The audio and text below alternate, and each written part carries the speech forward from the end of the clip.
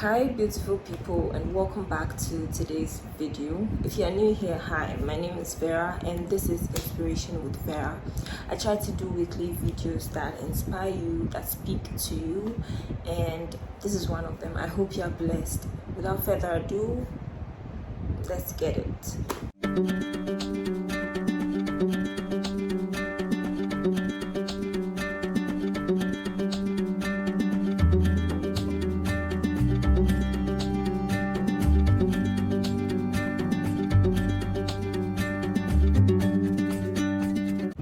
So in this video, I'm going to tell you a story, a short story, and then I'm going to tell you what I got from it and how it may apply to everyone or some people out there. So there was this lady living with us. She had come because my mom had a friend who needed a help in the house.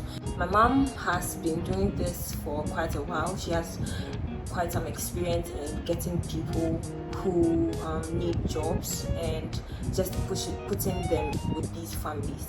And so this lady had come because there was a job opening, and she had come to live with us because what my mom will first do is to orient the person, see how the person fits with the family that needs that help. And so she came and was living with us. Turns out a few weeks in, the job offer sort of dissolved, disappeared, whatever, but it didn't just happen. And this lady had become sort of like family because she was so diligent, she was very likable, she had a good personality, she was very humble. It was so palpable. Like, she was so humble that my mom just said, okay, well, come help me in my workplace. Anything there is to do, I hope you're ready to do. She was like, well, I'm not doing anything sitting at home, and so I'll come help you. Long story short, she was still like in the workplace for I think months. I don't remember, but like it was more than a month. She was working with my mom. My mom was still observing her, and then I went home because she's so likable and we've taken her as family. I didn't see her at home, and I was like, where is she? She's not at home. And my mom said, oh well, she's at the workplace, she's helping me out, but there's some good news. I was like, well, what happened? And she said, well, I asked her what she wanted to do, and she said she's always wanted to go to the nursing training college. And I was like, whoa, don't tell me. She was like, yeah, she got someone to assess her academic what's it called? She just assessed her and realized, well, she qualifies for nursing training.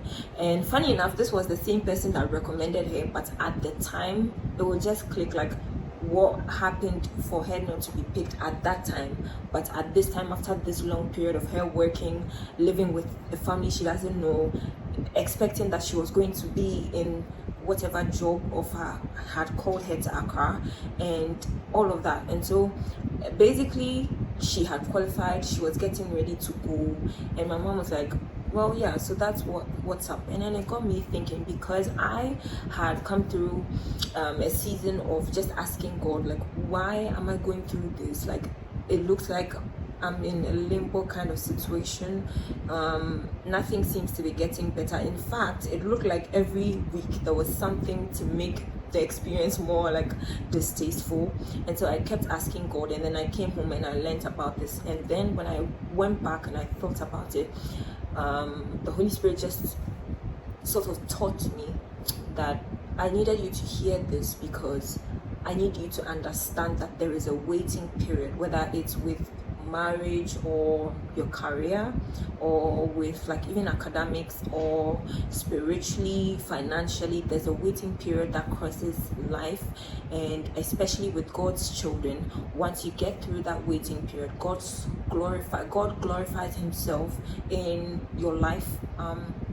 And he was telling me, I need you to understand that this is your waiting period, career wise, financially, everything. So just appreciate the waiting period. How do you appreciate the waiting period? Like I said, for her, it wasn't like frustration and like, if this is not working, how can I go back to where I came from? I probably had something doing there, and I'm not like serving you when you're not paying me, that kind of thing. Like, and most of the time the waiting period, because of its gruesomeness, because of its discomfort, because of its like ugliness, warrants that our flesh will just like push back. Our flesh would sort of like want to attack it, like, what is happening? Can we get out of this? Can we get out of this discomfort?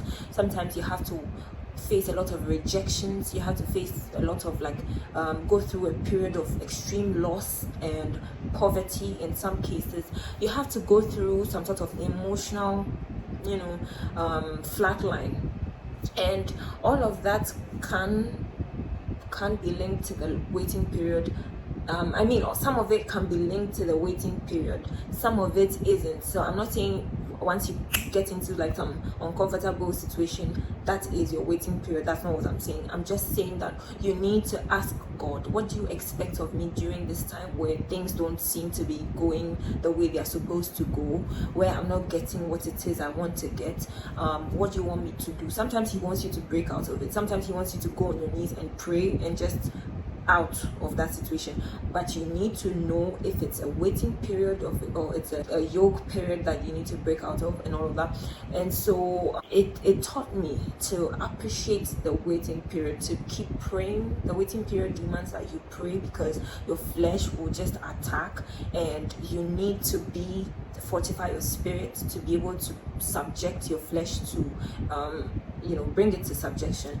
And it also demands that you train yourself sometimes, whether it's rigorously, like non-academically, or it's very academic or professional related training.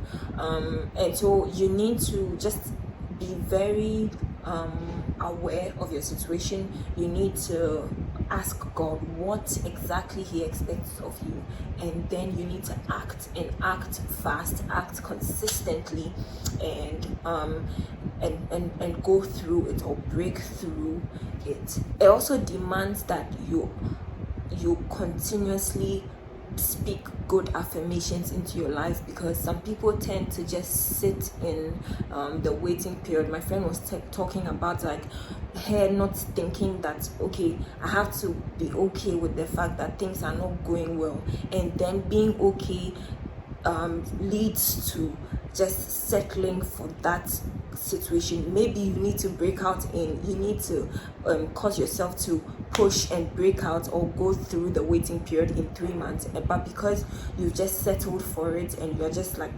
lackadaisical, you are not pushing yourself enough to be able to go through to the end of the waiting period, if you get what I mean. And so you need to constantly affirm good things, positive things, and not settle for anything, not settle for excessively long waiting periods. With the career training, it probably has to do with you adding on to your knowledge of that particular thing you are aiming for. Maybe it's a job position that you want to acquire, but you need to train yourself. You need to put yourself in the right frame of mind and in the right knowledge ability, if that's a word, to be able to perfectly function in that role. And so the waiting period is you hustling to get certifications. The waiting period is you maybe having to take something that is a very minimum wage, so that you are able to concentrate on preparing yourself for that career path.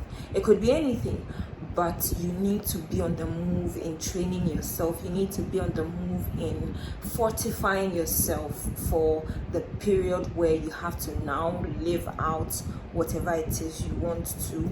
And so that will help you to be able to go through that waiting period, or on the other hand, break through that trial period. And so that's all for this video. I hope that you are blessed. I hope that this video connect with you. And I pray, truly pray, that if you are going through any sort of waiting period in your career, your spiritual life, your marriage, anything at all, I pray that God gives you the strength and the wisdom to be able to wait through and to be able to break through if you have to.